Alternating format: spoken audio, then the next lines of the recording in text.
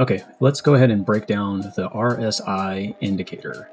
Let's just take a look at it the way we look at it and just some ideas that we'd like to point out. So it's kind of opposite if you're looking at this indicator where everything above here would be considered on the bearish side. This right here and this between this line is also, it's kind of a neutral bearish, and then down here is neutral bullish, and then down here would be considered bullish. And the reason why I'm pointing that out is because when the RSI gets down here, more than likely we're going to see some type of bounce or sideways action.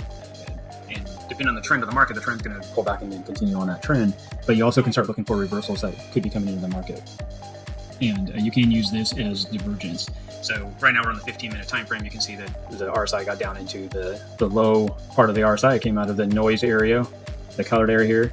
So it's breaking down, and we're looking at possibly getting into a trade. Just because it's down there doesn't mean that we're just going to go buy in, though. So the reason why I'm marking this, though, to show you divergence in the market. And this is going to be considered bullish divergence and using the RSI. So this area here is lower than this area. So this is a higher low off of this lower low. This is we're the opposite in the chart. So we have a higher low here with this lower low here. So the opposite is happening in the chart, which is creating bullish divergence. It would be just the opposite. We'd use the top of the chart and the top of the RSI indicator as well to find divergence also for the bears.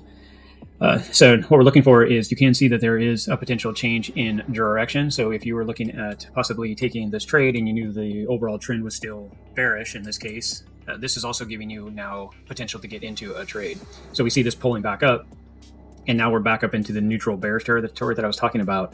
And you can see as RSI starts to give up, it creates the pattern that we're looking for. Now, if you zoom in here, you can see that basically this is two tops. It would be considered a double top. And then you zoom in on the price action, you can see that it got a higher high here. So this was confirming that we were going to go ahead and give up, and the bears were back in control. We were already in that trend. We were waiting for a pullback to enter the market, and that's what we'd be looking for. It gave us this pullback right here, and then you can look at getting a trade in this. Depending on how you now you can see that we are getting back down into this area as well, and you can see price action reacting to that. So we do need to use other time frames to help confirm trends, and that's just a different area because we're just looking at the indicator for help and how to read it, and or how do we like to read it. We do also like to watch the yellow line is kind of showing you that trend to start to roll over, and depending on where that yellow line is, it helps us confirm kind of where we're at. So we do like to see the yellow line break through and have all of it in outside of the noise area. So this would show me that we're ready to go bullish, and if we're up here, it shows that we're more bearish. This isn't a perfect calls. This is just kind of showing you that's the idea when you're using the indicator. So I would zoom back a little bit to kind of show you where the bears, this would have been more bearish. We're looking at going more bearish at this point than bullish because we're already topped out. So if you were looking at getting into this trade, you got to watch out. Depending on what time frame and how you're taking this trade, you got to be careful because this is giving us the signal that we could be topping out. It's getting tired and ready to come back down. You don't want to jump in.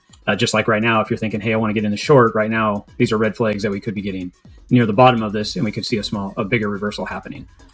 So that's what the RSI indicator is kind of showing here, and that's kind of how we use it. And we use it with different time frames and trading strategies to take opportunity. Now, there is trading styles that are out there that'll just tell you when to enter the market and exit the market using RSI, and you will find a good trading strategy never uses just one indicator.